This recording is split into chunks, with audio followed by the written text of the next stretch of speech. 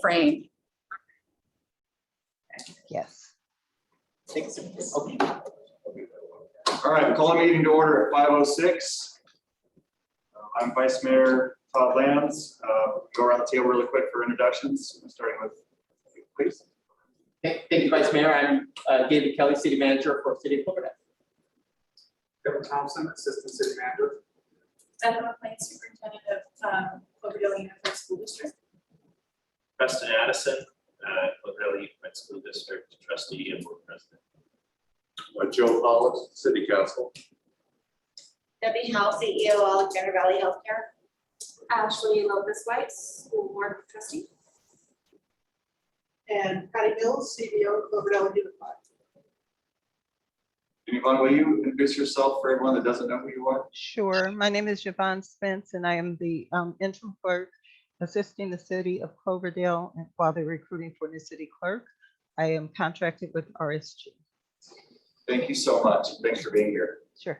Okay, public comment. Members of the public may comment on any item not on this agenda. Attendees will be muted until they are called upon for public comment. To make a public comment, use the raise hand icon on your smart device or desktop computer, or dial *9 if you're using just your telephone. Please listen carefully for the chair or city clerk to address you by name or number, and for the audible Zoom notification that you have been unmuted. Once you begin your public comment, your 3 minutes will begin. Yvonne, do we have anyone in the public that wish to speak? No. Thank you so much. And there's no public in the room, so we'll move on. Okay. Communications. David, any communications? No communications, Chair, Vice Mayor. Thank you, sir. Approval of the minutes. Motion second to approve. Second.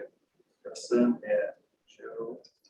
Yvonne, there's a motion by School Board Member Preston Addison, School Board President Preston Addison, and second by Vice Chair Councilmember Joe Paul. Okay. And I'll do the roll call. We don't need to do a roll call if you don't want to. We can just do an all in favor. I'm sure it'll go pretty quick. Okay. That's All fine. in favor? All right. Anyone opposed? Beautiful. Thank you. Unanimous. All right, Yvonne, we're moving on to number 5A, facilities collaboration. Okay. Vice Chair, if I can start this up, I believe this item was requested by Councilmember Paula. And it was in regards to opportunities for the city and school district to work together. I think likewise, Superintendent McLean also wanted to kind of address the possible joint use relative to the football field, the newly recently put into Stadium. formal use. And so this is, the staff doesn't have any items to report on this. It's more of an open discussion amongst the city and the school. Thank you.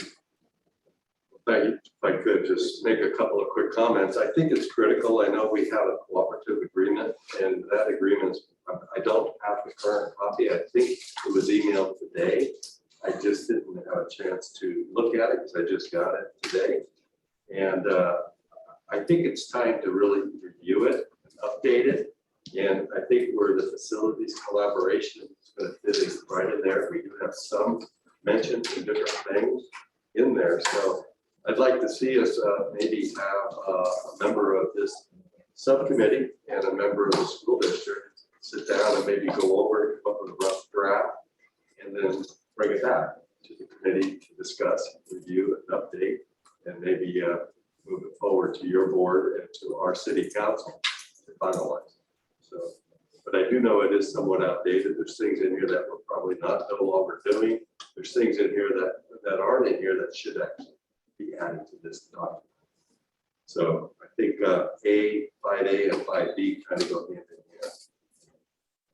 hand. Thank you.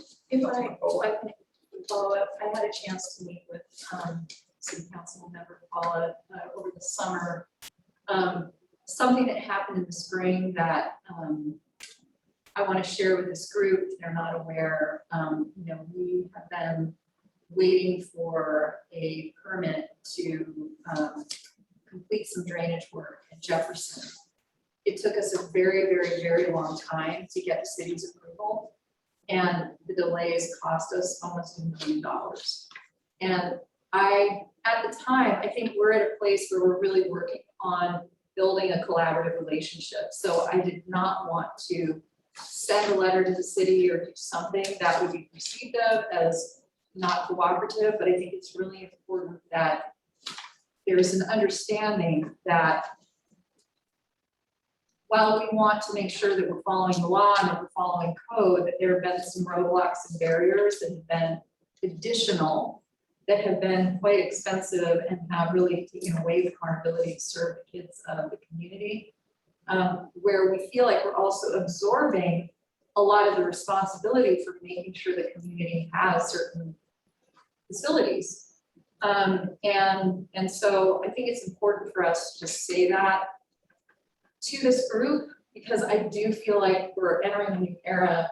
We really want this to be a team, but that was really painful for us and really felt like it cost the taxpayers and the district and therefore our students beyond what was reasonable. So some of those delays were the fact that given all of our other timelines, the delay, we have to pay overtime for workers to get the work done in the time frame we have. Increases in cost of materials as well. So those all together, because of the delays, added up to just under $1 million.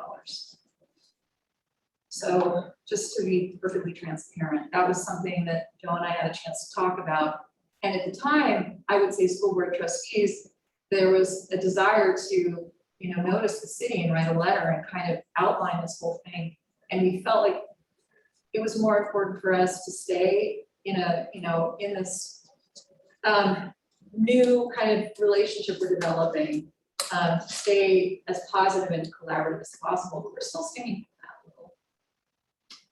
So if I could just chime in a few things on that. And when I heard that, we talked a little bit, and I said there could be things that maybe the district doesn't know, things that the city encountered.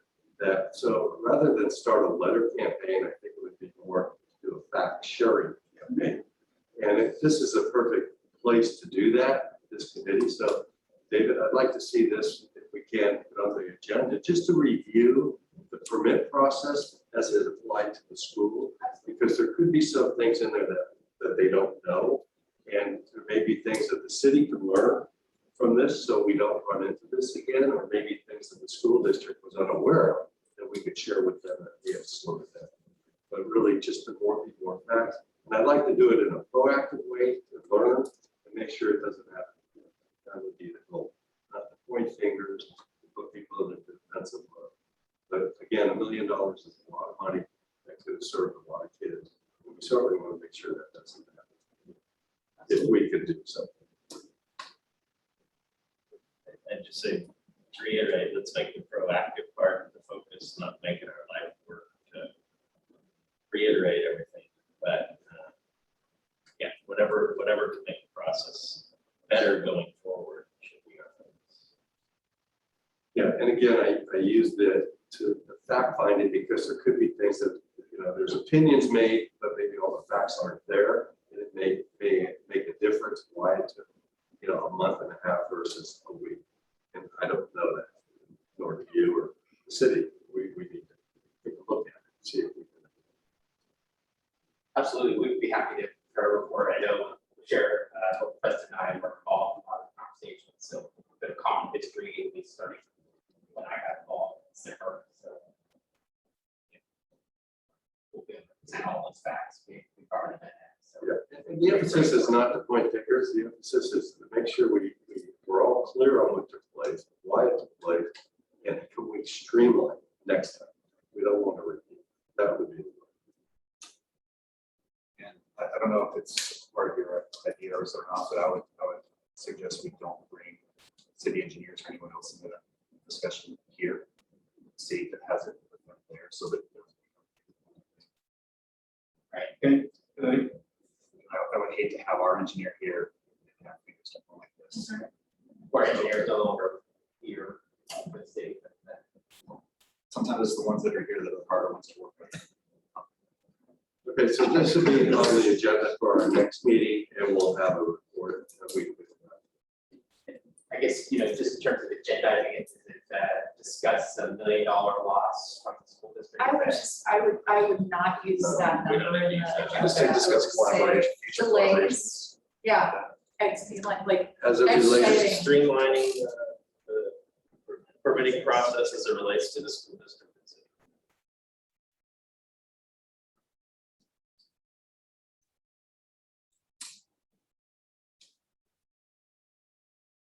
Is that going to cover B?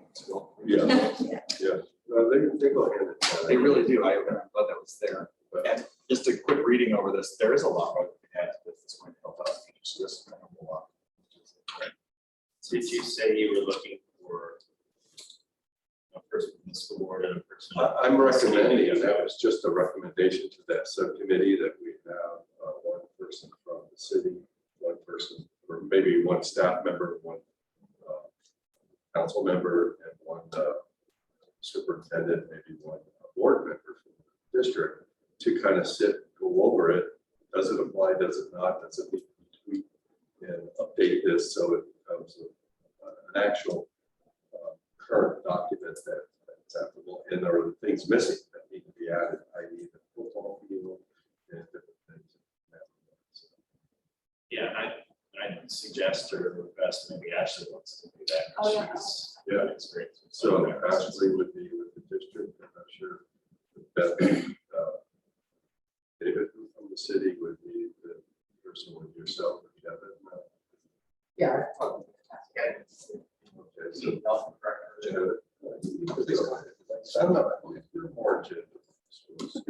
Dealing with school stuff, and I think you have an idea first.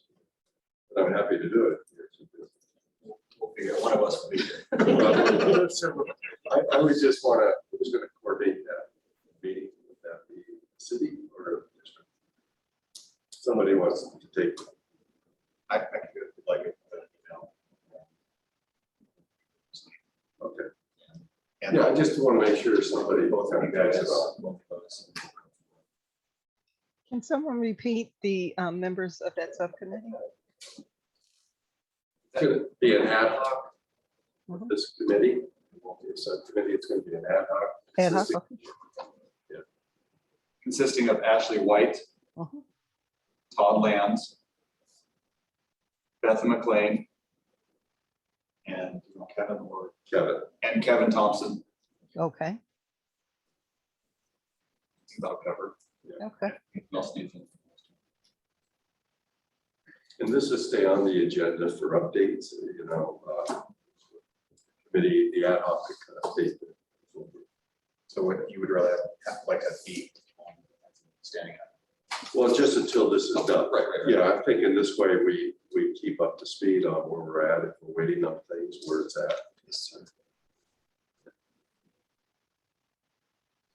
Okay, if there's nothing else and no public comment, then I will move on Mhm. to C, emergency preparedness. David, is this one going? This one, I think, was also recommended by Councilmember Paula.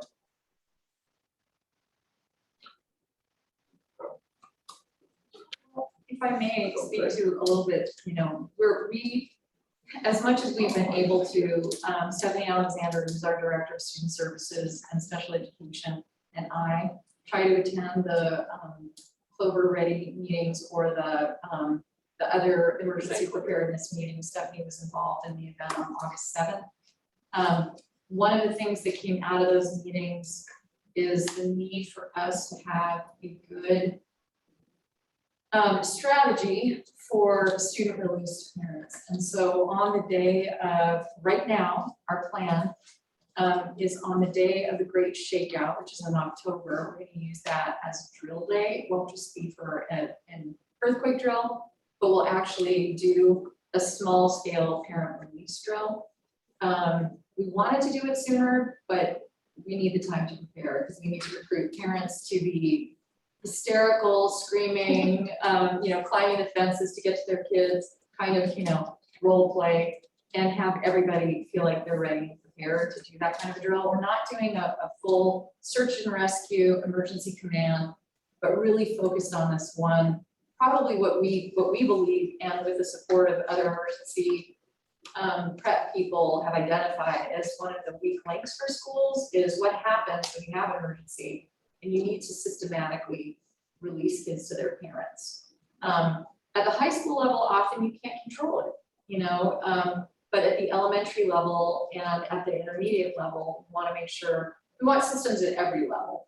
Often our high school students leave on their own. That's why I say you can't control it if you have an open campus. So we have to develop a system for them to exit. So, you know, we're signing them out essentially. So that's something that we're doing in October. And I know that has been on the radar for everyone in this community because we don't have a good exit strategy in general. And we know that this is a weak area for this for the school district. What do you need from the city? I think that for me is an information item. When the time approaches, we'll probably be in touch as we get closer with police and fire. We haven't done a big drill in a long time. Schools are doing, you know, their emergency drills. I think all the schools had fire drills last week. This will be a larger scale drill and it will involve parents. So at this point, I don't need anything. But I think that you and I may have also talked about this as a focus. What happens if, for instance, you have like there's a fire situation and you need to release kids and you're trying to do it in a manner where people don't get hurt in the process. So it's really more of an information item. I don't think that we need anything. I know I'm not sure this is the appropriate place to talk about it, but I know that this was something that came up recently in the community, and that's the crossing guard.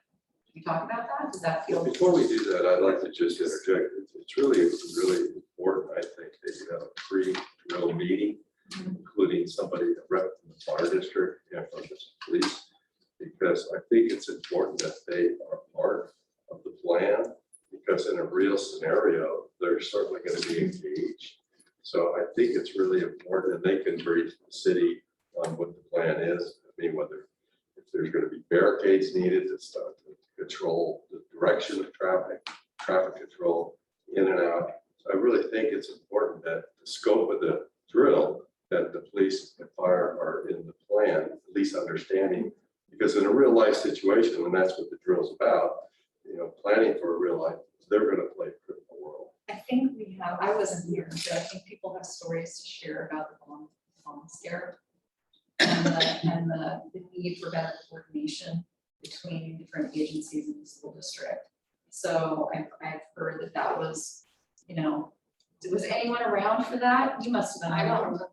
I don't remember. Okay, yeah, Patty remembers.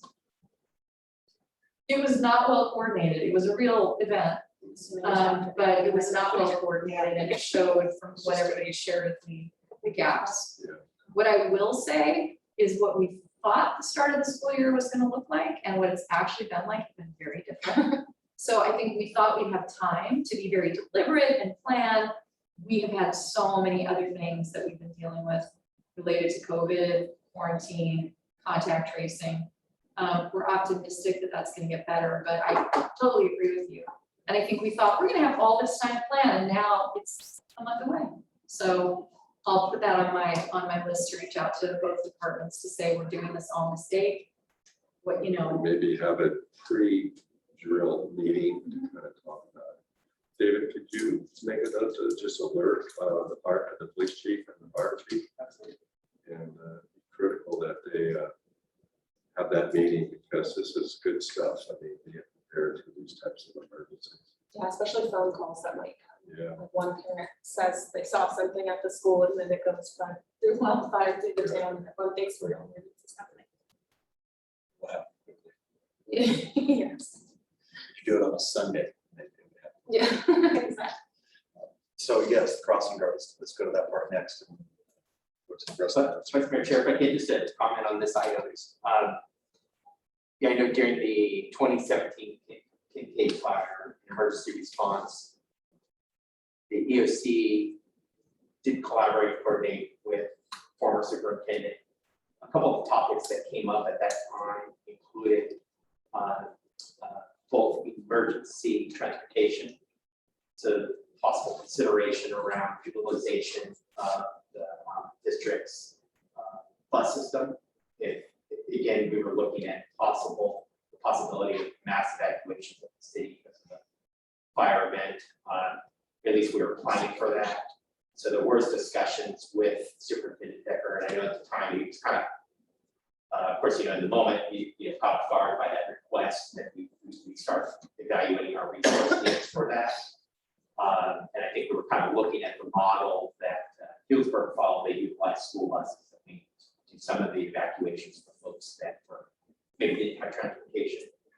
And then secondarily, we were also looking at opportunities for collaboration on possible both sheltering and food preparation. Now I'm not saying we should solve that here. I just want to raise that as a topic because I think given the nature of our emergencies that could happen, those are things that would be ideal. And maybe that's part of the cooperative agreement is a discussion around how the city and the school district might collaborate during an emergency, including whether there's opportunity to activate the bus system if we need to evacuate folks, by all means, necessary. But also again, in a prolonged emergency event, whether there's some opportunity, maybe school district's kitchen is available for food preparation, or even emergency shelter in terms of like the gymnasium, for example. So again, that requires a lot of conversation, discussion on what that would look like, when that would be activated, when it would be necessary. But I think that might be a good topic for us to put in the context of the cooperative agreement, how we get collaborate. I think That's what this one's about. Right. Exactly that, because when we did have that, I was on the school board at the time, and we had Washington School used as a secondary because Red Cross said that they were going to fill it to despair. And that also allowed us access to the kitchen to cook with as necessary. And then it wasn't the bus system that we were more into because there's only one bus here, really. There was the vans. The access to the vans is huge because you can be just a normal Class C driver. So what we said back then was there's a program called Family ID. You can sign up and get your insurance turned in to be a driver for school. And that's the way it worked back then. And so, I mean, this is all part of a larger conversation, obviously. But it makes it really easy because then you get your insurance on file, your license on file, and you're already with the district. So if there's a big freak out, they can go right over to the bus barn and they can have keys and sign out a vehicle if necessary. And that's kind of how it was back then. However, like I said, it's part of a larger conversation as to how it works. And I'm putting it in an agreement of some sort. That's a perfect spot for it. Even if it's rough, so that nobody's not huge liabilities either way, but something. Say, hey, yeah, we'll help. Right, at least have that conversation ahead of time so that if we are facing, a full evacuation, we kind of know what the protocols are, what is available in terms of resources, and we have an agreed upon procedure process. Once the school is secure. Yeah. I believe that the date for it is October 21st. So that's the day that we're planning to have this drill. It's the shakeout. It's also we're practicing. At all schools or just? We're going to practice at all the schools simultaneously. Maybe not exactly, right, but that's the idea. Well, nice. Well, that's the fire department and the police department. That would actually be better. I might think that. So it's got to be part of that conversation. Absolutely. And part of this is also after a year and a half, I think the secondary purpose is to get us back into thinking. We've been in COVID, land, that there are other emergencies that we need to be prepared for. It could be a hot mess, but doing it is better than not doing it. Absolutely. I would suggest on this that we get copies. I know the county has quite a cooperative agreement with different agencies, and you can kind of see, we can compare things and see how they worded it and how it works for them. And maybe we can, instead of reinvent a lot of that, a lot of the language we need. For us, a lot of, we already had a webinar this year with the Sonoma County Office of Education on emergency prep. So we'll rely on them to some extent. But I think the big thing is also scaling this. So we're not so ambitious that it freaks everybody out, and makes us feel like, oh my gosh, what would we do in a real emergency? But to be really deliberate about, okay, what are we practicing this time? This time we're practicing this part. And to add a little bit so that everyone feels, also like I can use my good judgment and common sense because we've been having conversations about safety. When and if something were to happen, if you don't practice, I feel like your ability to even think in the mindset of emergency prep is rusty, for lack of a better term. Any other comments on that? No, I just think it's really an important item because the emergencies continue to grow and we're not getting out of these, between COVID, medical emergencies, the fire emergencies, the drought emergencies, potential earthquakes. It's time to really think it through.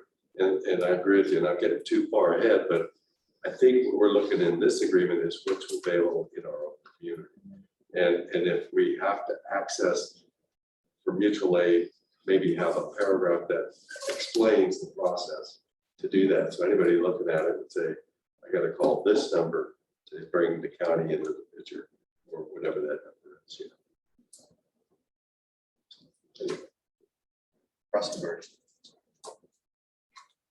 So this just came, this was recently, we activated as a concern. I started here after the stop sign went in, so I wasn't part of the conversations that led to the installation of that stop sign. I can imagine how scary it was coming over the hill and people coming down. So last year when we came back, so someone else might remember exactly when the stop sign went in.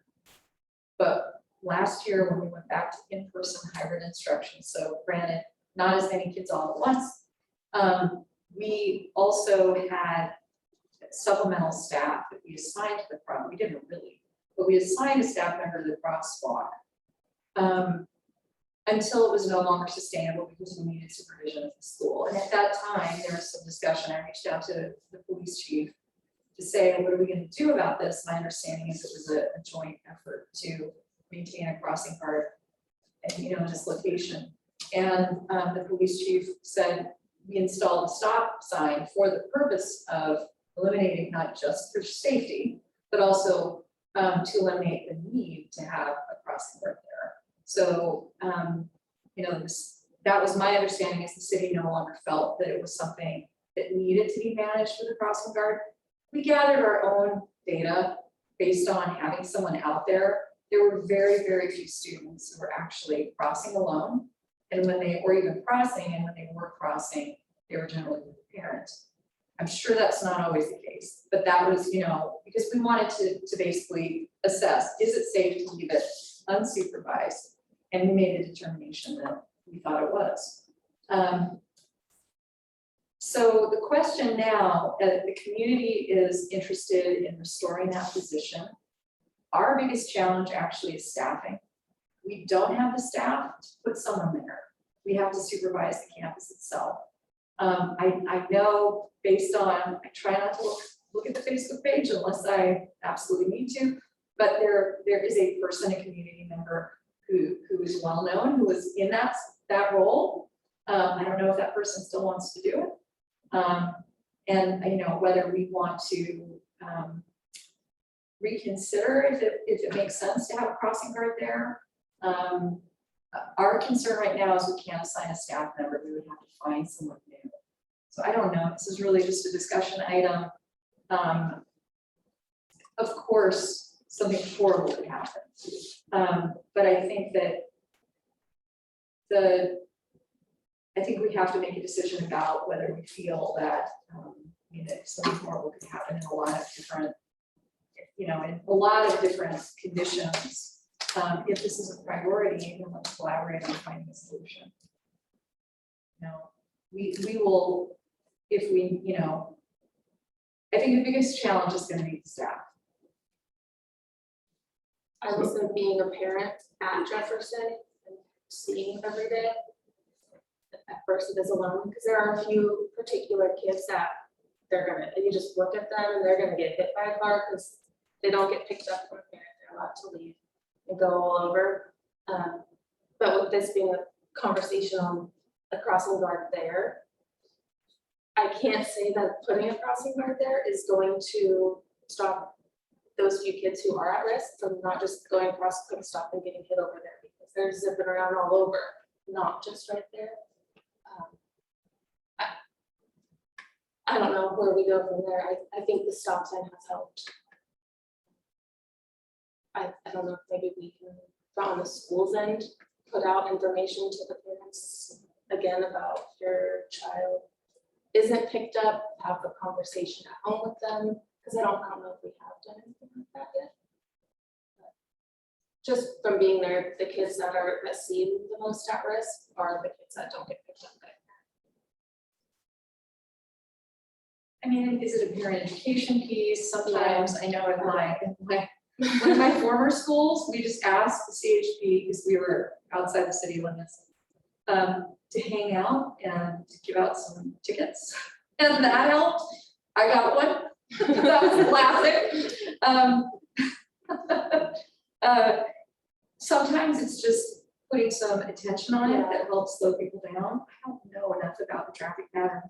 I don't know if the city knows more about it, if they're, if it's a stop sign that's frequently, if people run that stop sign. Well, just a couple observations I had with that stop sign. First of all, I really don't even think it's needed other than for the school. So when COVID, the school was closed, that stop sign, people tend to roll through it or don't even see it. And I've seen where people just come right over and they're on it, and they go right through it. I haven't seen it often, but I have seen it. And I look around at the traffic and it's really not a necessary stop sign other than when school's in session. And when we had the crossing guard, there was no need for the stop sign and it worked really well. I think the problem was the city couldn't hire it. There's nobody that would take the job. So it became very problematic to try to get somebody there because parents were depending somebody's going to be there, but there's nobody. We couldn't get anybody to fill it, so we had I know the city had to put a police officer, a community service officer out there, which is not always possible. And then the school would try to pull somebody to pull. So it was very difficult to get somebody in that position. I suggested that we look at and never really went anywhere, but I'll just throw it out again. When I went to school in San Francisco, and a lot more traffic in San Francisco, and we had crossing guards that were students, high school students that would, they got credit for doing crossing guard and they train them, get trained, certified, they put their belts on, they go out there with the stop sign and actually it worked very well. I did that for many years in San Francisco. And I thought that might be a way to get, students that are, maybe the juniors and seniors that would be interested in earning maybe some credit or however we wanted to phrase it, even pay them. I mean, and that would be willing to do that. And part of their duties would be they'd be released from class for that 40 minutes or whatever it is to do that duty. It worked really well in San Francisco. I don't know if they still do that or not. I know AAA did have some programs on training students for the crossing guard. But as far as getting a paid person, it's really hard because they get an hour in the morning, an hour in the afternoon type thing, and they're busy, and I can't be there this afternoon, so then we have that vacancy. So I don't know. I'd love to see the crossing guard come back. I think that's a much safer, much better way, and the stop sign to go away. So I don't think it's necessary if we have a crossing guard. So, I wonder if there's any classes between those periods at the high school that it could. I don't have to run, I don't know. Yeah. with a backup. You probably want to have 2 or 3 in the pool. So if you had a student, for instance, who's a TA. Yeah. I mean, it's sort of double dipping, but they could walk over there and get community service credit for Watson. In the city, traditionally, the city paid 50% and the district paid 50% of the cost. And I don't think that hasn't changed. That's in the agreement here. I haven't read it, but it's in there.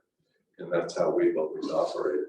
The problem wasn't the funding, the problem was getting somebody to do it. You're right, filling the position, and that's the same for the district. We haven't Yeah. been able to find people When you to have fill the position. 50% of a lieutenant's wage or a chief's wage, what was the bill, like $70,000 they came out? No, it's like 18,000. Well, it was Prior to- reduced, but it Yeah, was. prior to that, it had been, 3,000 a year, something like that. It's pretty- That's Yeah. just a no-brainer. Because there's a little difference in wages. Right. Yeah, that's the cost, but the problem, even put the money aside, the higher cost, it's, are they available?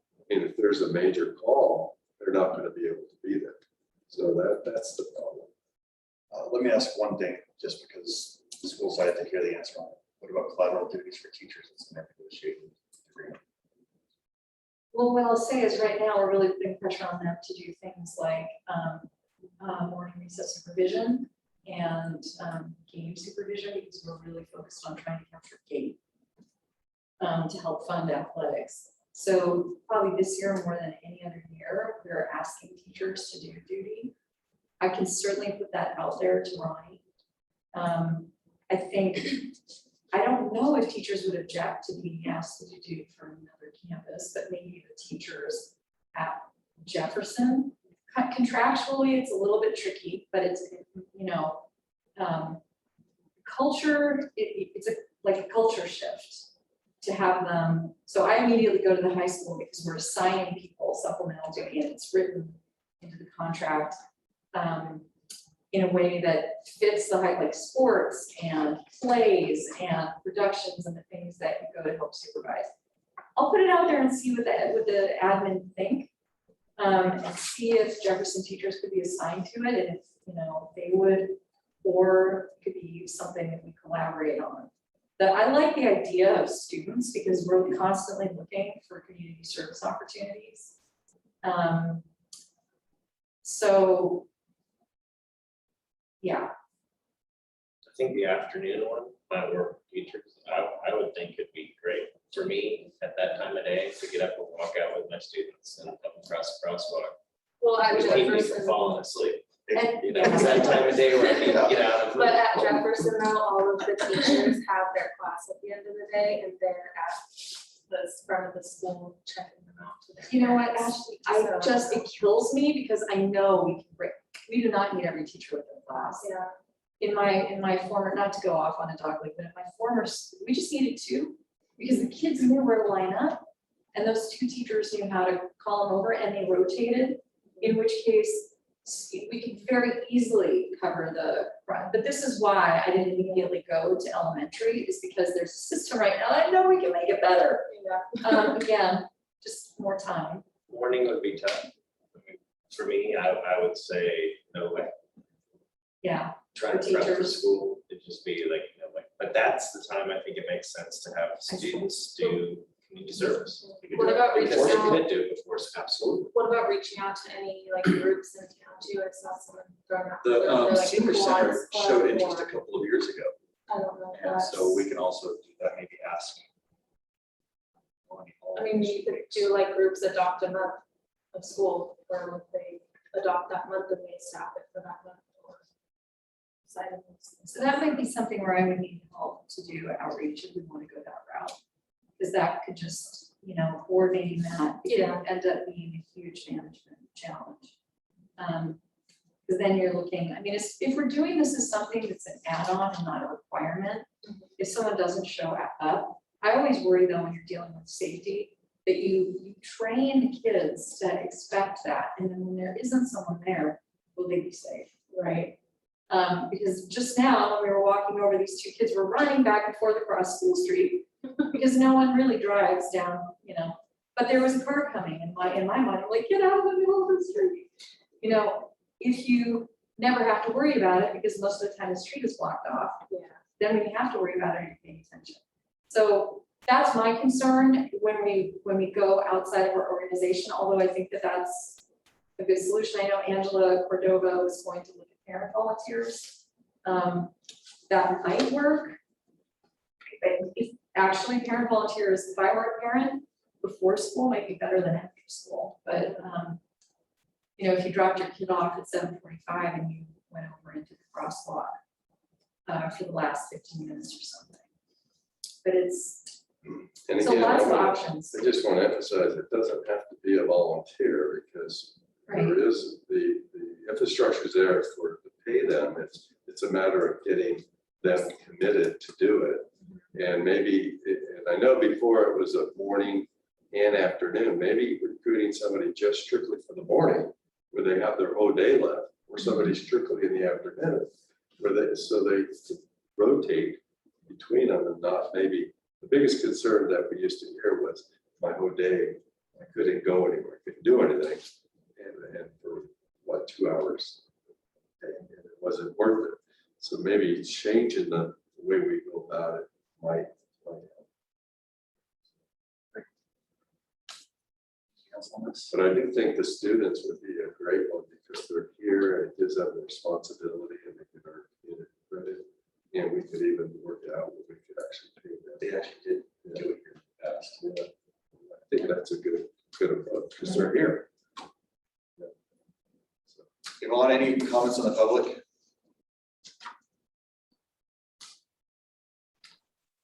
Anyone else with anything on that? No comments. Thank you. The first thing I'm gonna do is try students, high school students, and then we'll go from there. And once we get to the point where we've got Jefferson release under control, then maybe we can look at only teachers. I asked one more thing, maybe you would know the answer. Are the signs for the crossing, are they lit up? Like once you can hit a button, they blink or anything like that? They're just traditional stop signs.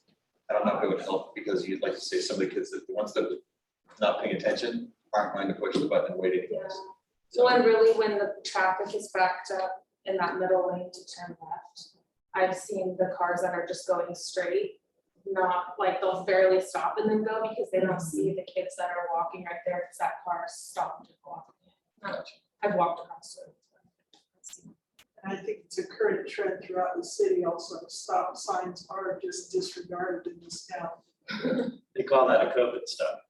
Seriously? Well, and I think that stop sign in particular, not to put my mom on blast, but she ran it so many times, but not during school hours, but just because she forgets it's there. And coming I into forgot it town. was there once. And she's lived here for 50 something. Well, and I know years. that police chief spent a lot of time when it was first installed, trying to let the public know that it's Yeah. there. But still, you become complacent. That particular stop sign, David, just was something, maybe Public Works could work on that. When you come over that grade coming Down. south into Yeah, town, there should be a big on the asphalt stop ahead. Because it's not there and you come down and there's that stop sign and I see people go right through it. And there should be some big warning, and I see it in a lot of areas. Just stop ahead and then you hit, so you know you're coming up on the stop sign. Or even the Or a rumble couple strips. stops like the other Yeah, end of like town the- where you're stopped once and then you stop. And it's So Well, the problem there is it goes 50 to 30 really quick, and that was the slowdown was so drastic that it was hard for them. Yeah. So I don't know, there's lots of little things. That was always a Your problem. rumble strips, you know, here, they slow you down no matter what you do, because those little bumps throw your car out of whack. Or your toe out. Okay, moving on. Student lifeguard training certification program. yeah, I asked for this one to be on there. If I could. Mr. Chair, you know, we're working hard to get the pool fixed and the county's been on board and yet they kind of trying to keep everybody up to speed on it. They're committed. I think the money was approved and part of the veteran hall bill, they had a fund and part of that is for the Cloverdale pool. So they're come October, when we close the pool, first part of October, they're going to go in and start demolition and gonna put all new lines and they're gonna have to redo the deck and get all that. So then we're gonna hopefully get the solar system installed, and come spring of next year, we should have a heated pool fully operable. That's the objective. County's on board, city's on board, and I know the school district's on board. Part of the problem why the pool's been closed so much isn't just because of the public health and the chlorine and some of the problems we ran into. It's a shortage of lifeguards. And it's not just the Cloverdale pool, it's throughout the Y, all the pools in the county. They're having an awful time. So I got all the information from Michelle Head, who's in charge of the Y, and it's in the packet, on what it takes to get certified to be a lifeguard. And it would be really great if we, and what the pay is, and it'd be good to get if we could motivate some students that would like to do lifeguard duties after school, weekends, and during the summer, they could make extra money, be down at the pool, which is pretty good duty, and it's a good job for the summer for students to earn some extra money and be around, and their friends are down there, I'm sure. And so I wanted to see if there's a way we could kind of, maybe through some of the counselors, get the word out to the students and encourage them. And maybe we can get some have a pool of certified lifeguards in our city that we could get on the list, Michelle had with the Y, that they could come up with a schedule and have these students be able to earn extra money. In the same token, we'd be able to keep the pool open. So it's kind of a win-win. What is the cost of getting certified? Did they? I don't know what the I think it was cost, $50. $50. I read it stuff. is that what it was? Yeah.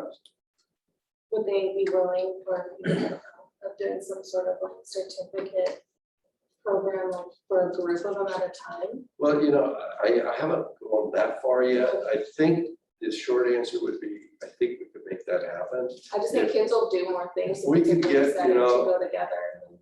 If we can get 10 or 12 people that say, we're really interested, we want, how do we get certified? Now we have a list, then we'll go to that next step. And definitely want to get them certified. So, but all the information is there now. It's just a matter of trying to instill some excitement in the juniors and seniors for the 2022 swim year. If the Y is contracting with the county to run With the this? city. City contracts with the county, and the city, for the pool, the city brings in the Y to actually run.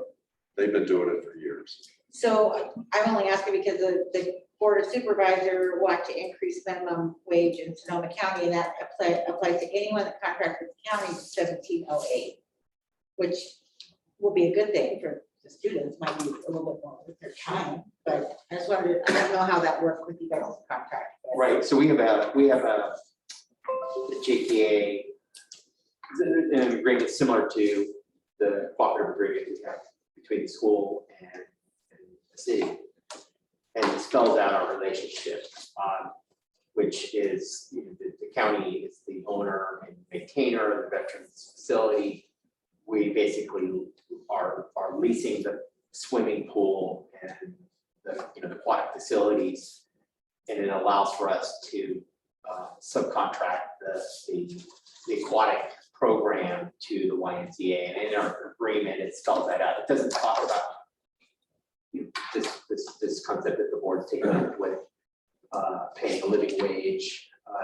They don't technically, as I understand it from supervisor board's discussion today, they don't contract with us. We actually pay them an annual fee. Exactly, okay. So we'll have to see how that ordinance gets rolled out and whether it pertains to us and then required to pay a higher wage than what's provided for by the Y. So that's a good question, Debbie. So we'll have to look at that. But I mean, they pay like 16 an hour. Yeah, their already, rate so in here is $16.20 an hour. Yeah, And yeah, they'll I just- probably go up. Yeah. Yeah, And Ashley, your question about the group doing the training, it's a group training. They Oh, want okay. as many people as possible. They're gonna offer the training to groups of people at a time. It's not individual. And I'm sure if cost were the thing that was a deterrent, we would figure out a way to cover the cost for the cohort to get trained, because the goal is to keep the pool accessible and open. I would even venture to say that kids who don't have access to private swimming lessons and so on, it's a safety issue, right? We want kids to learn how to swim, so we want the pool open. But it's also a great skill for kids to have. Yeah. To be able to lifeguard, they can use it for years, Yeah. you know? So what I'd like to do, I will reach out to the high school administration counselor and the PE teacher and ask if we can start to pull a cohort together of kids, so we're ready in the spring. Do we have a date when the pool typically opens, like a by this date? Yeah, usually at the end of May, so typically Oh, after Memorial. it opens Memorial Day weekend. Yeah. Of course, the goal with the solar heating is we possibly open, or at least the During the pool winter. is swimmable earlier, so for And maybe maybe- your swim process. Yeah, I mean, part of the idea was that then it would be open early enough. Rick Berry used to do a swim lesson at the pool. So Cloverdale students used to learn how to swim.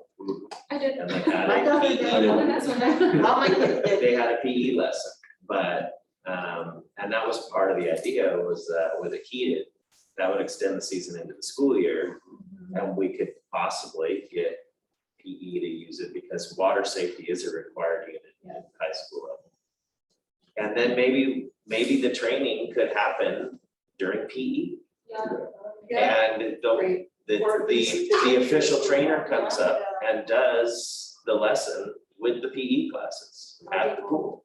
Love it. We have to start thinking about it differently, because this is a growing trend. There's been a number of articles on it. Kids don't take teenage jobs anymore. So we're gonna have to sell it another way.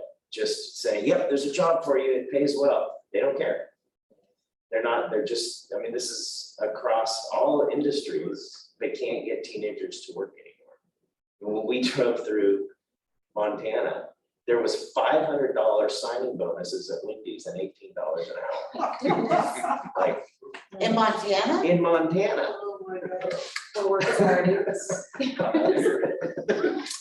If I tell them that my friend met her husband as a lifeguard at Over Waterworks, and they're now independently wealthy, and she does whatever she wants because, you know, anyhow, maybe we can tell those stories. You never know. I love the idea of our students being part of opening the pool, and I love it as an employment opportunity. So it's a great first step to being any kind of first responder also. So it would be great to recruit kids who want to go to fire academy, or kids who want to do paramedic training, or, you know, military. You could maybe count 4 community service hours at the same time. Not getting paid. Not getting I don't know. paid. There's probably some way we can figure out the balance that would, it wouldn't be. Figure out a way for them to volunteer somehow. Yeah. Pay or something. So Maybe the training is the volunteer, the community service part, and then the pay is the separate part. You know, they can get in, they can cross the kids in the other part. Right. I think it could be, there are things like they could do water safety training. If they were being paid to be a lifeguard, they could volunteer and do water safety. That's things like that. Maybe some sort of stipend to cover the $50 training fee. Yeah. And then they Like- get community service training credit for going and doing the training. Yeah. And there's a stipend, or you make the stipend contingent on, after you put your summer of service in, getting paid, there's a stipend to pay back your training after you've done your time. How long is the pool been closed? Well, it's open now. But wasn't it closed for a long time? Well, it was during- closed because they had a chlorine leak, and then they also had not enough lifeguards. And so that, it was a double edge. Was it closed due to the pandemic though? No. Not that It I'm kind of aware of. overlap. We had the issue. It hasn't been closed. Of this year. Mostly open this year, except for the chlorine. And a lifeguard, they had to limit the number of people one time because they didn't have enough lifeguards. I've got to run, so I gotta be a minute. So before you do that, one of the things I just want to go on the pool is the school would have priority to do classroom. That was one of the agreements in the agreement of the joint funding, because the school has by law, by ed code, the responsibility to train swimming. So the objective was to get the pool heated. So you would have first priority, typically during the week, during the weekdays. And again, we're going to need lifeguards there. And this all fits really nicely. And then the second part would be to keep me in the loop so I can work with you, with the Y in the county and EV to make all this stuff fit. So, and if we need, and there's no doubt the service clubs have been excellent in sponsoring. If we need to come up with some, like a little pool of money to offset some of these. Yeah. I mean, we could go to one of the clubs, I'm sure they would easily. We'll figure that part Yeah. out. I really Or do. whether it's the city. There was lots of other ideas ready to go, because Joe and I have been working on this for years, but until we get that heating system in, which was the big thing, it kind of has stalled. So I think we're there, but all these ideas are good ones, but we just need to kind of put it together. So, but the pool is on track to be open, heated next swim year. So that's good. So our timeline to get these trained is Before May, okay. just so you know, you're safe. yeah. before Or March. in March, or have it as part of the opening of the heating system. Yeah. The early, whatever we can, if we can get a deadline to get that heating system in and open it up and do the training in the pool. The heat. And they're to the tune of $600,000, something like that. Well, all the plumbing and stuff. Yeah. Yeah. So, yeah, Big overhaul. but we can work all those details out. Okay, I just want to give them kind of, I said, if we can pull the cohort together and have them ready to go, then we'll get the training set up. If we could do it as a like en masse, that would be the most effective. Great, I love it. Thank you, Preston. Any public comments, Yvonne? No public comments. Thank you. Yvonne, if you can note in the minutes that school board member Preston Addison left the meeting. Okay, yes. Okay, 6A, update on draft Times Square stormwater alternatives analysis. Okay, thank you, Vice Mayor, Chair. This item is the standing item on the agenda. The background on this is the city retained Relsham rates to do a drainage study, drainage analysis for Times Square that included addressing the stormwater flows that are generated on the Washington Middle School.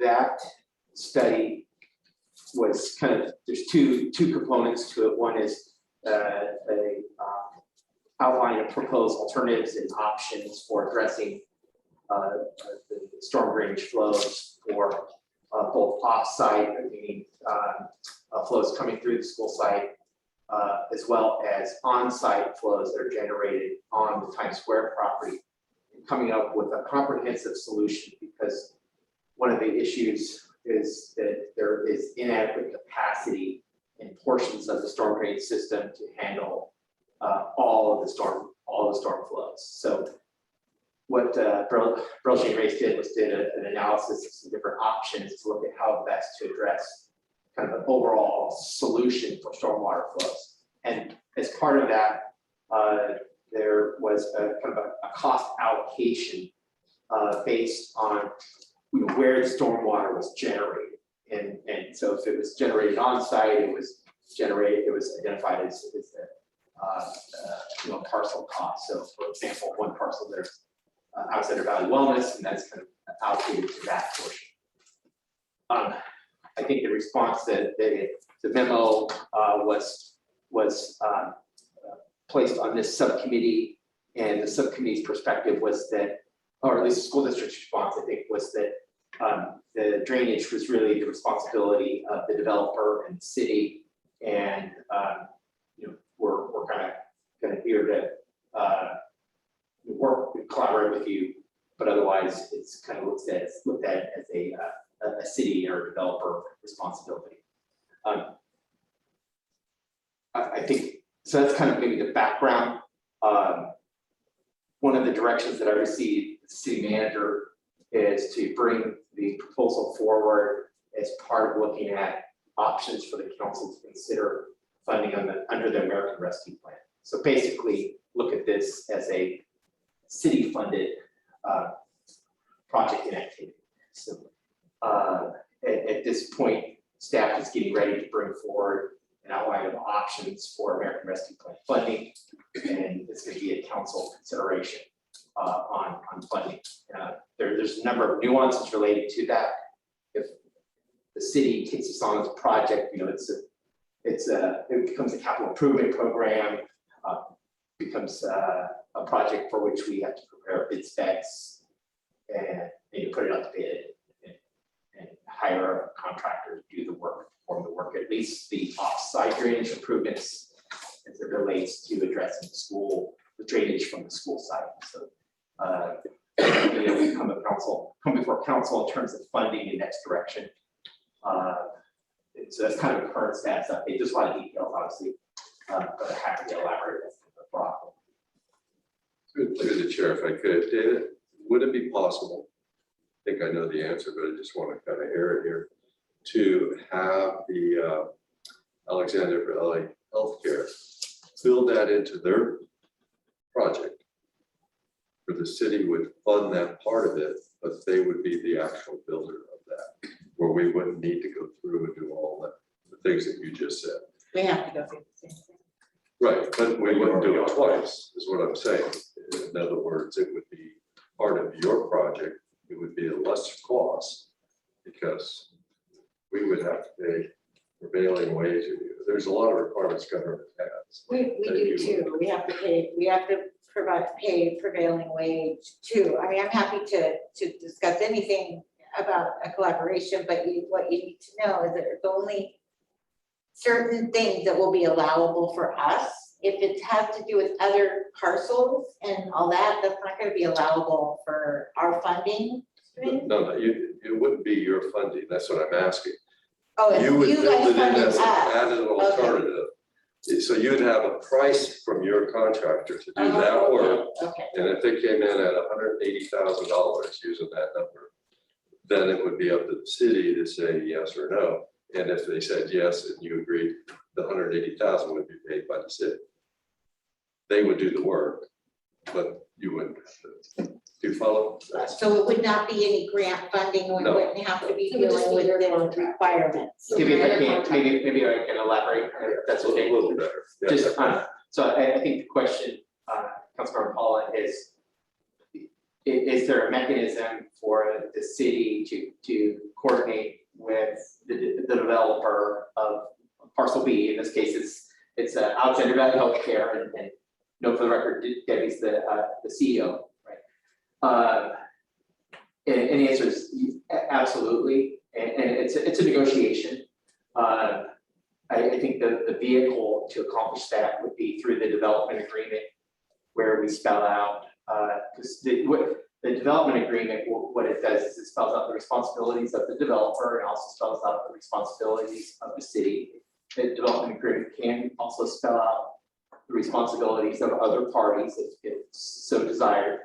But in the case of the storm drainage system, for example, we identified that at city council's direction as a city responsibility. That would be included in the development agreement, that one of the responsibilities is for the city to cover or pay for the costs of improving the storm drainage system. Usually, there's a lot that goes into that in terms of, putting a cap on the total cost or identifying the extent of where the improvements are necessary.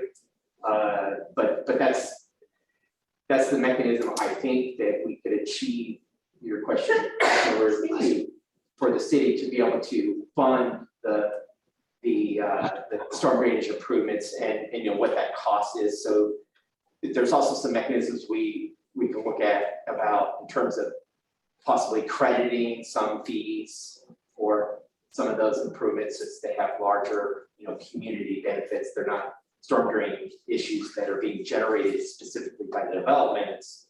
They're coming from outside the parcel, so there's a community benefit to improving overall storm drainage. So that's some of the things we can spell out in a development agreement and be clear that it's a city responsibility. Again, assuming council, Assuming it's. right, council supports that. And so there is a mechanism for that. I think Steve Oliver actually had discussed that with me before about being able to build the road cheaper if we do it this way or that way. So I would just get him and Matt involved to help me, because I don't know this stuff. No, no, Because no.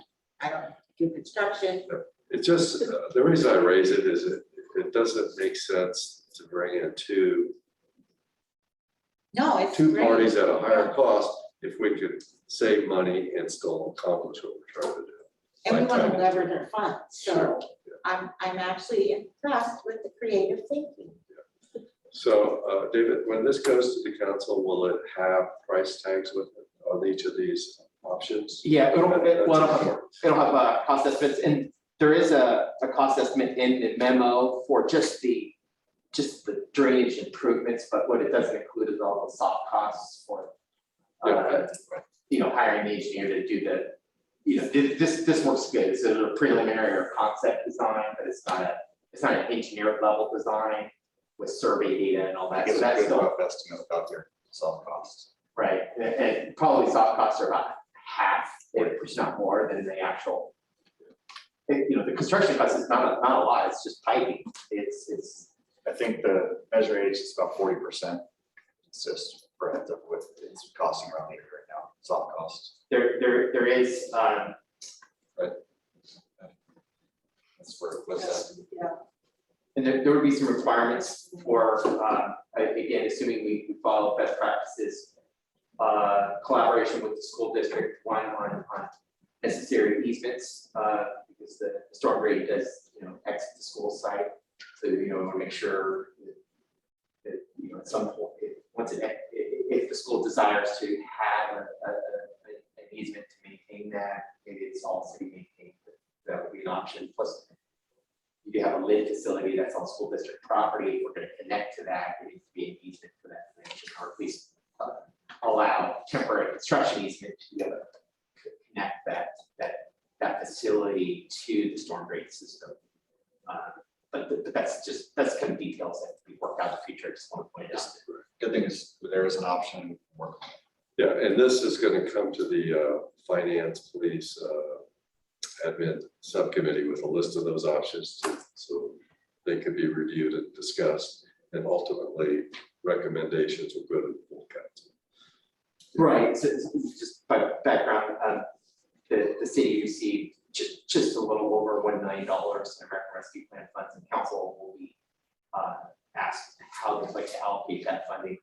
So, a portion of that, I would say the project in total is probably around $350,000. So roughly, council will be asked if they want to allocate a third of those dollars towards, making the storm drain. So are you saying the council you're gonna ask the council if they'd be willing to pay for the total cost of that storm drain thing? Or if they're splitting between entities again? Well, that'll be a council discussion, but what's identified here in the memo is that not the onsite, so just the offsite. Offsite, right. Is 144,000, and so that doesn't include. And I think this was to Joe's point on, the cost of going out to bid, the cost of preparing bid specs, and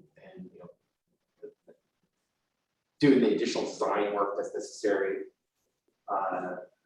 So we'll have to look at it through that lens, because that's the cost.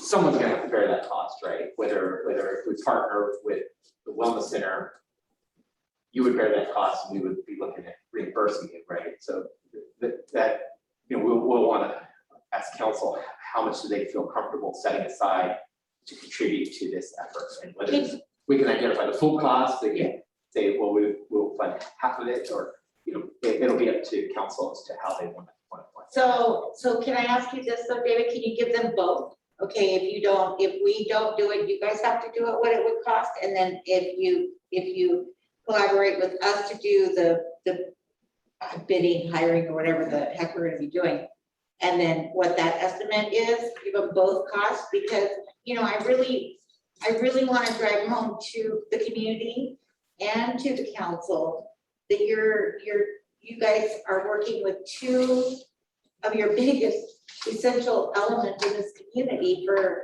growth, health, anything, you know, and we need help. I mean, we all need help. And if we've got this money to work with, that's great. Let's work with that. But I mean, I don't want to be nickel and dimed to death by the council. I want to be a partner and come in and do whatever we can to make it better. I want the road through for, you know, the school and the students. Really, that's what's needed too. You know, I'm not saying that's part of this, but I'm just saying I want to be a partner. I think it's important to let the council know that if you did it on your own, or you can charge it to the developer, of course you can. I mean, that's the other option. Not gonna, you know, I'm not gonna be happy, but you know, I'm gonna move forward and cuss you guys out and make my breath and, you know, all that kind of stuff. I think you have our word that we are all looking to collaborate. Okay, as a good. team That's versus just what I want. three separate entities here. That's, and it's been that way in the past, and I think we're all trying to work our way out of that right now. Yeah. Everyone's on board with that. And that's why I raise if there's a way to reduce the cost, still fund through the city. Absolutely. Let's research that, because that could be substantial as well. Yeah. So, but I'm the on bottom board. line, I think we're all in agreement. We want this to happen. And at the lowest cost possible, right? Yeah. But a good job. Well, Good don't expect to job. meet the specs, yeah. Yeah, I mean, I think, you know, a lot of the costs are the same. There's not a real difference in the cost. It's kind of about how you deliver the project. So for instance, if the city did it as a standalone, we're gonna hire a contractor, we're gonna dig the trenches, put it in the storm drain, and then we're gonna bury it all back up, and it's gonna be underground, and when you're gonna come along, then you're gonna have to unbury it, connect to it, and so some of that work has become duplicative, right? So the efficiency is to be able to do a lot of the work together, or you know, all at one time. So it's kind of, the way I think of it is it's a time and energy savings in the project delivery than necessarily, you know, the costs are what they are. You know, But you end up saving a lot of the re-engineering, you know, all this. You don't waste money. Let's just Well, face it. I That's mean- what we don't do. I will just circle back to the conversation that we had back in the fall before the election, where we were all there on site, and we had heavy equipment there, and we were like, well, dig a trench, and like, not because we felt it was our job, but because or our responsibility, because I go back to the fact that we have all kinds of drainage issues that were created because of inadequate draining at Philfrom, our campuses that we've now paid to repair. It really, this is a problem. We can decide on a case-by-case basis, but as long as I'm the superintendent, I have to look out for our fiscal interests, and I'm not going to agree to pay for things that are not ours to pay for. This is not, in our estimation, it's not our development, it's not our cost. However, we also want to be partners. So because we have heavy equipment, we thought, hey, my cost is $20,000, dig a trench, put a pipe in. But that ship has sailed, right? That was months and months ago.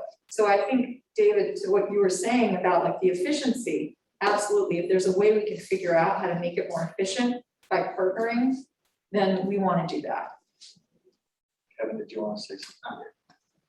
Okay, just given a time check, it's 6:20, so we really need to be more efficient in our conversations. Can I say one last thing though? So Kevin, when you talk to our architect, you talk to him and explain this stuff, because I'll get it wrong when I. What's in this memo is contingent on what you do and what's on your plans, so they kind of go together. I think I've heard about Yeah. this scenario before, but I just want to make sure. Sure.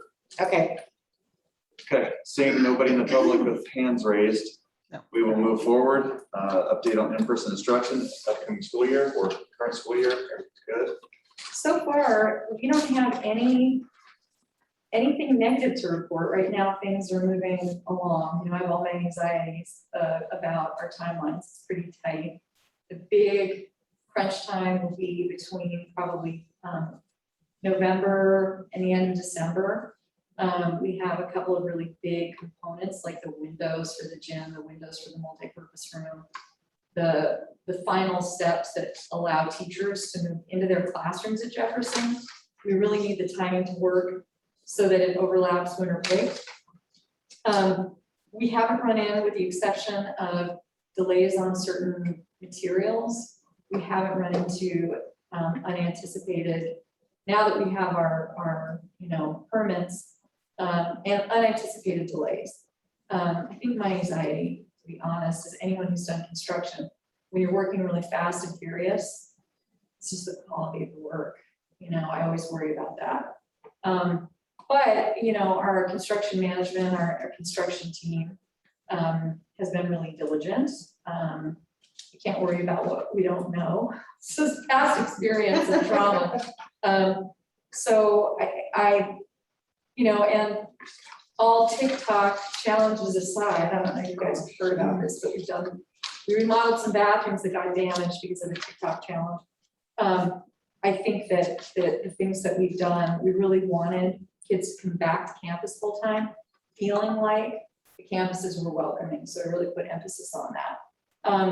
We know that we will have a little bit of carryover for some sort of a project, not very much, some money left over when we're done with all of the current bond projects. But one of the things that's foremost on our minds, and we have a study session tomorrow, at which time I'm sure we'll talk about this, is the mandate for universal transitional kindergarten, which is awesome, but it requires very specific classrooms. So we have a big project ahead of us. Some of the costs may be covered by state grant programs, but it's a really big undertaking. The TK rooms, they cannot be portables. They have to be true foundation construction. So they could be modular perhaps. They must be 1,300 square feet or larger. They must have appropriately scaled bathrooms. They cannot be on a second, you can only have these classrooms on the first floor. Am I forgetting? So lots of very specific requirements. So that's kind of the next project. So we're a little bit reluctant to spend our bond dollars, the remaining bond dollars, until we know about that. But we're really excited. For instance, we don't think we'll have floods on the Washington campus. It's not the most glamorous work, but it's really, really important work. So to do, all of the drainage and so on. The campuses look really good. If you have a chance, they're gonna, the facilities are gonna be beautiful. And we really, we are in the process, I guess I should put this out there, of reassessing our use fees, because maintaining any of these facilities is going to cost so much more, right? So we're adding another gym. We just redid the floors in the big gym at the high school. We painted. These spaces get used by the community for all kinds of things, and we want them to be, but we have to realistically charge for staffing and for maintenance and repair. So we're anticipating putting aside, this makes me gulp a little, $75,000 a year for returfing the football field. So over the 10-year timeline. I know, Todd. And we will need additional contributions for that. So that's something that would impact our community and organizations like the Chargers and so on. But everything's on track right now. I just want to say I'm really happy to hear that you're going to set aside fund, because that was a big discussion when they decided to go with that particular type of artificial turf, is the high cost in 9 to 10 years of what it would cost, and if the district would be in a position to be able to fund that. And so that was a big conversation within the working group, and that was the big recommendation. And so each year, as hard as it is, it's critical to put that funding aside. So in 10 years, you have the funding to make that happen. And if you don't need to do it in 10, it might go 11 or 12. That's even better. We're working with a consultant that's based, a facilities consultant that's based out of Sacramento. So they're very connected to what's going on in school construction. And they are facilitating our study session tomorrow, and one of the things they're doing is they're looking at all of there are these different pots of money. Because one of the things that we actually need is shaded areas for the kids outside, right? So, and we took out a lot of trees at Jefferson. If you look at the playground, there's literally, the current playground, no shade. And so as we were talking about that with them, they were like, well, that could come out of X state funding and that. So we see the value, we feel like it'll pay for itself. But this particular, the field and the stadium and the rubberized track has to be replaced too. We haven't yet found that magical pot of money that will help us do that, so. And the staff's answer back then was very unacceptable. Regarding the replacement. Okay, thank you. Any questions? Great. Moving on, broadband access within the community. So we have broadband access all around our campuses and on adjacent properties. Last year, I know the state, I have not been part of the state conversations, I just haven't had time. I wonder if you have at all. But I know that there is a big broadband push statewide. Our biggest issue, we know that the library has open broadband access. We were talking about ways to open it up in other parts of the city. I think our biggest challenge, though, to be honest, is outlying areas and areas that don't have decent cell service. At least, I can't say it serves every student, but our solution last year was to use these hotspots and pay, for the contracts, which we are continuing to do. I think my greatest concern is we haven't really treated it as now an ongoing cost, similar to we immediately, like overnight, became a one-to-one district, but we didn't anticipate sustaining that long-term. I think we're getting to the point where it is going to be an ongoing cost and not just a, pandemic cost. So we have to be looking 3 years out to figure out how we're gonna fund this. And Wi-Fi hotspots don't work everywhere. So some of our concerns fall more probably within like rural access to broadband. I don't know if there are any updates for this with the city though. Yeah, I have a couple of updates. Our council did go on record in support of two bills, AB 14 and SB 4, which are intended to support funding for broadband services. Of course, that's just a legislative position to encourage our legislature to continue providing funding to expand broadband services. And when those opportunities become available where we can apply for funding, I think it would be ideal for us to do so. What we may want to do is identify some projects that ultimately we could, if the opportunity is available, apply for funding to maybe enhance or improve broadband services. One of the projects that I think might be valuable would be bringing broadband services down the boulevard and at least coming to the school, so we can create this corridor where broadband is readily available. And it's much cheaper to connect because part of the cost is really the extension of that infrastructure. And maybe we could make a case for getting a project funded where we contract with a firm like Sonnet, for example, to bring in and deploy that infrastructure. As part of the list we talked about earlier for funding under the American Rescue Plan, I'm going to ask council to support funding to bring broadband to City Hall. So it's one step closer than it is now. And there are other commercial interests in the city. I know, for example, Exchange Bank within recently, it's a little over a year ago now, but they put in a fiber optics. We have a real need just to deploy fiber to the city. We have really poor internet, like to our corporation yard and our water treatment plant, where we can benefit from enhanced services. But that'd be an area where we could collaborate to see if we come up with some ideas for projects for which we could seek funding. I do think this is an area where there's, it's got the interest of our federal legislators, you know, and our state. We might go and get more money brought locally to help it, and it may even be a project that could help. You know, if you get fiber to Times Square, for example, right now city owned, you know, we might go and make a case to support. We just did fiber. More rural health. Yeah, we just did fiber, Sonic with what street, is that? 3rd Street? And in that contract is something about going to Times Square too, when we move over there. So yeah, it's, we had to, we couldn't get it good enough.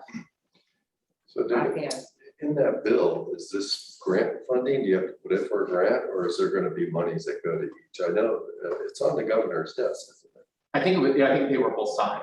Oh, they were signed, you know, okay. That's my understanding. Yeah, I knew it was close.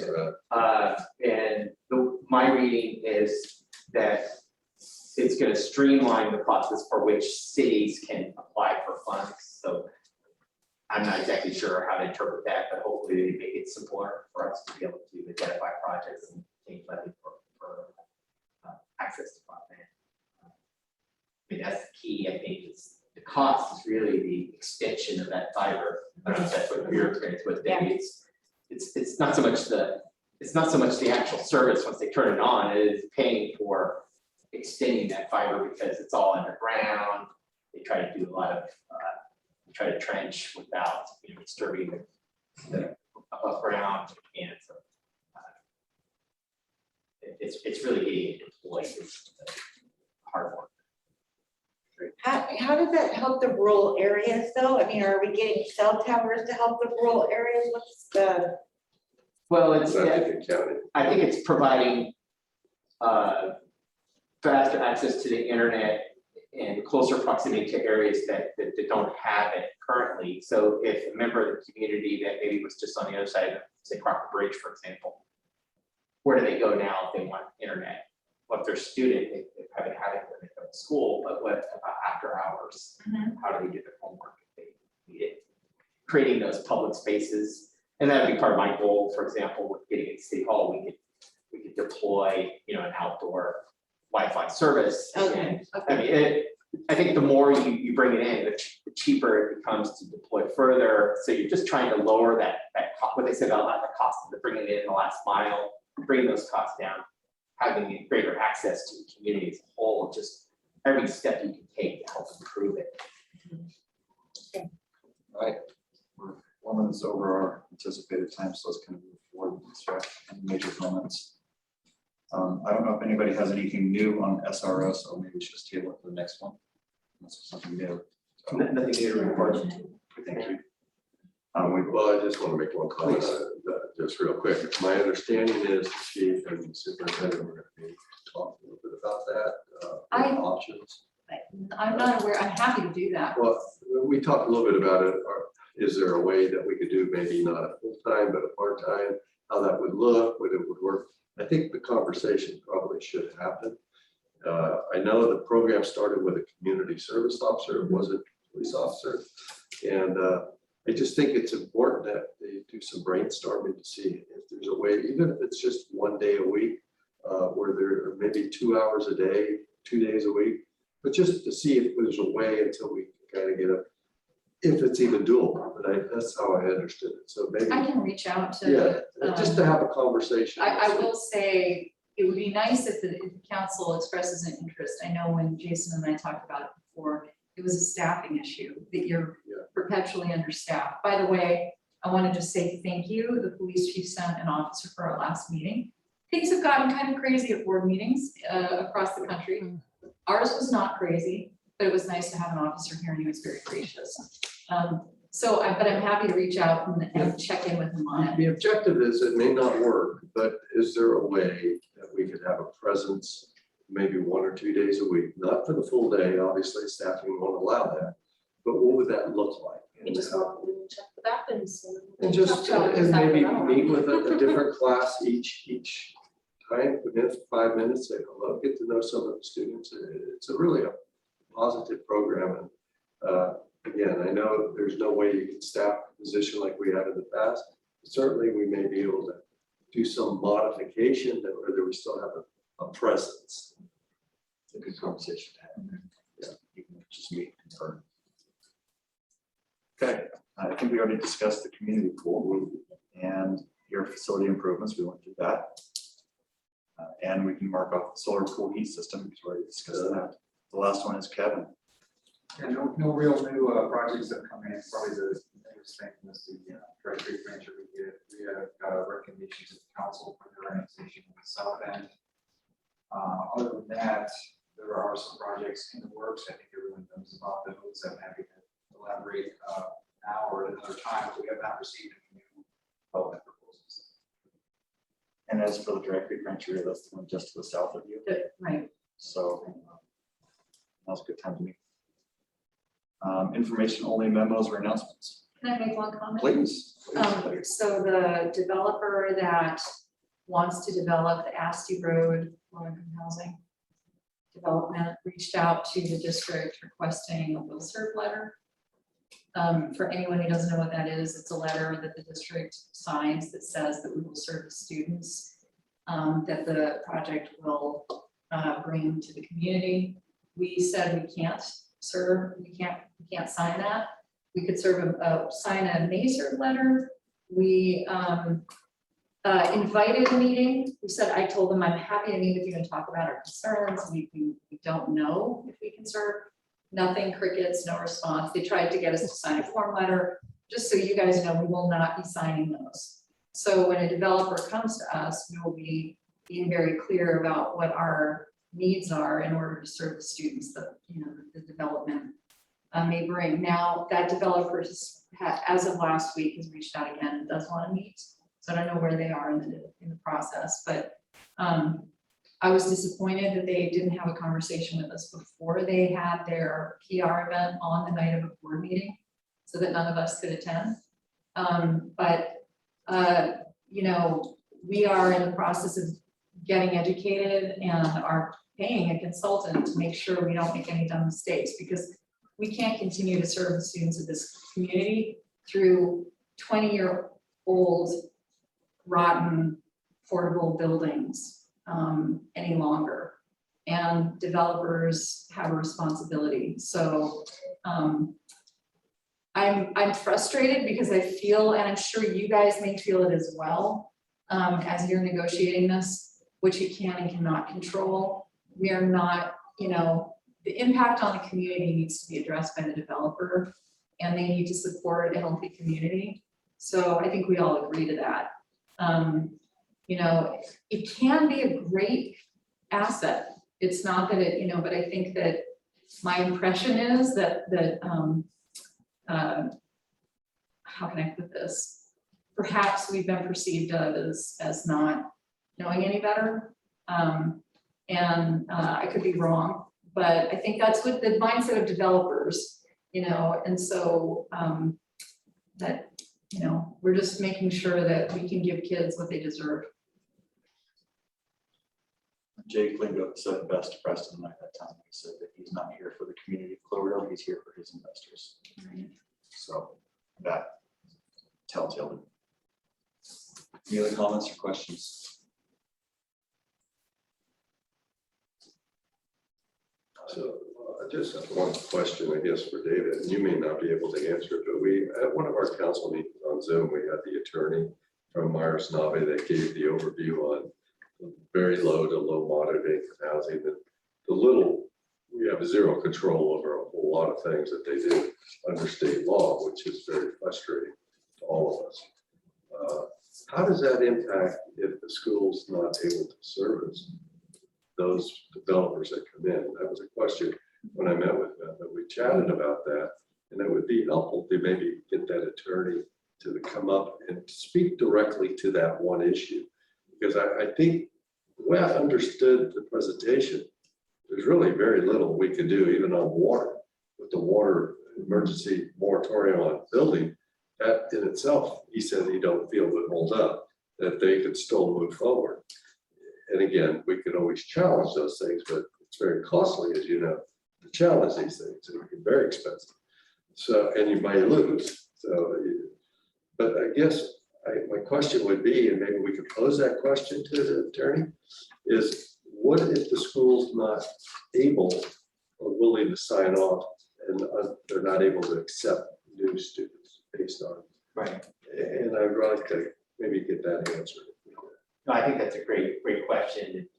I think, having superintendent, you're willing to, document that you're going to have capacity. I think we share that with our attorney, and they could, look at it might be an education code, it may be within CEQA, and what's the mechanism to address that? I'd really like issue to with their get an specific answer to capacity. that. I think our consultant might also be able to provide an answer because we have several different bigger developments in the works, right? Baumgartner Ranch is quite large.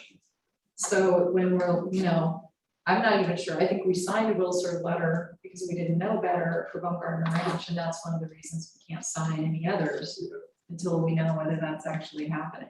And I would triple check that. Yeah. Can you also ask them, when you ask the question that Joe has there, is when we get to the RHNA allocation, housing allocation, so if we meet each category in the housing thing, then what? I mean, is the state saying we just have to keep letting Yes. low income housing be built? Answer is yes. Well, but then what's the purpose of that RHNA if there's no, We were all frustrated by that. They said even if we meet those goals, you still can't really stop them. It was it's very disappointing. but I thought there was another part to it. If you meet those goals or something, that there was another, that you were relieved of some of the It was a yes and no, requirements. you met your goals, however, you can't slow down that process because they can still justify it.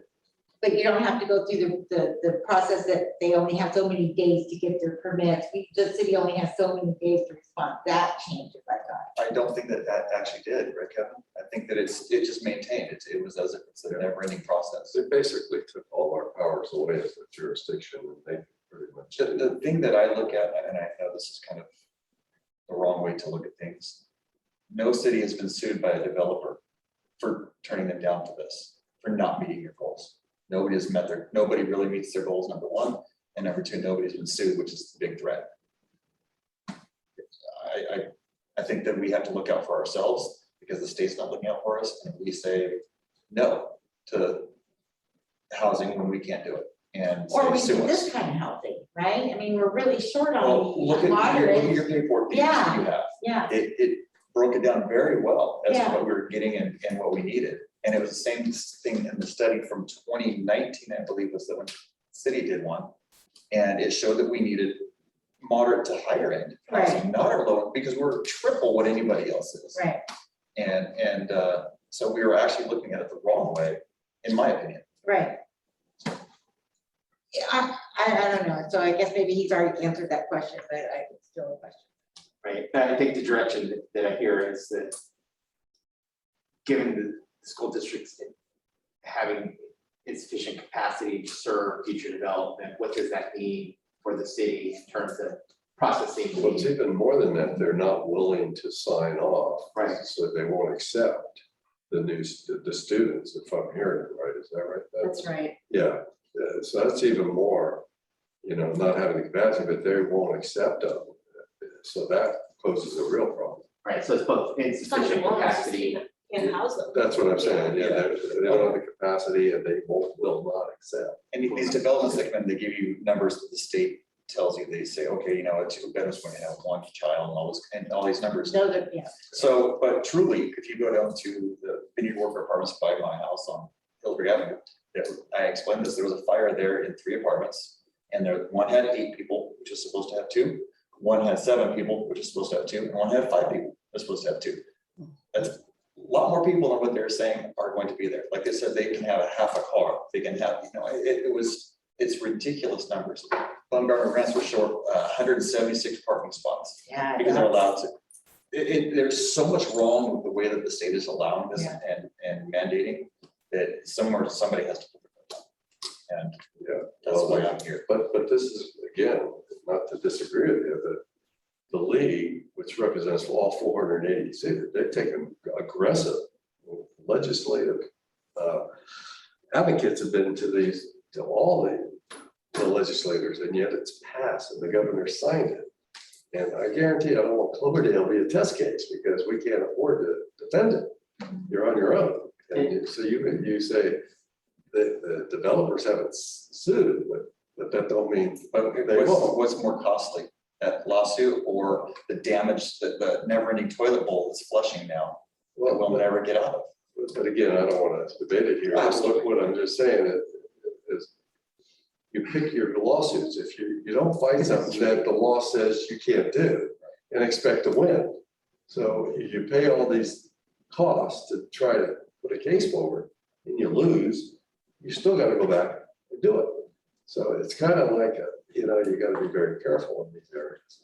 And Councilmember, I just want to acknowledge that when these bills, now that we're struggling with, came forward to council unanimously opposed those bills and went on record to oppose them by way of letters to our legislators. So I think our council was, I think looking out for the best interests of the community.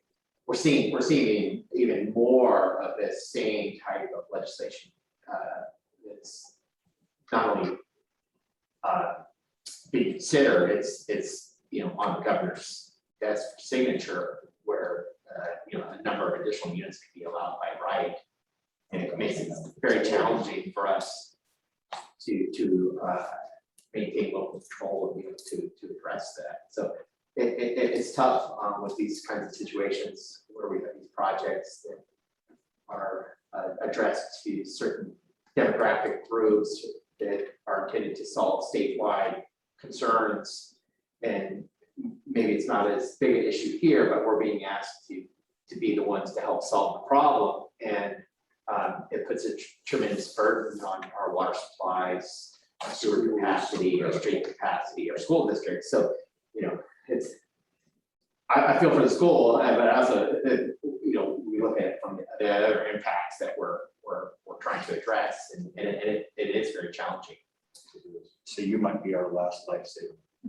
I know. Well, and also the city might consider hiring a position to oversee these projects, because all these projects are supposed to have property managers, plans, all that stuff, but how can you enforce it? I mean, we already gave Kevin how many jobs today, you how many jobs today, I mean, that's the problem, is you can't really enforce what you tell them they have to do. Or they agree to do, their development. Okay, Okay, future agenda items. New.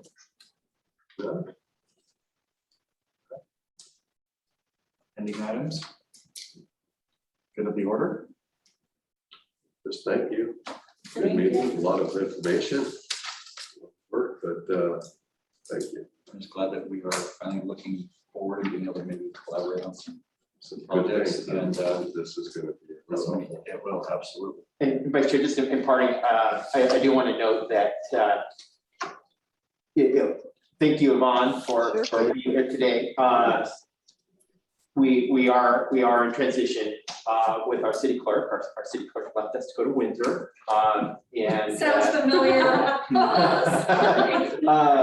So, I just want to share, we endeavor to be able to get the agenda out earlier.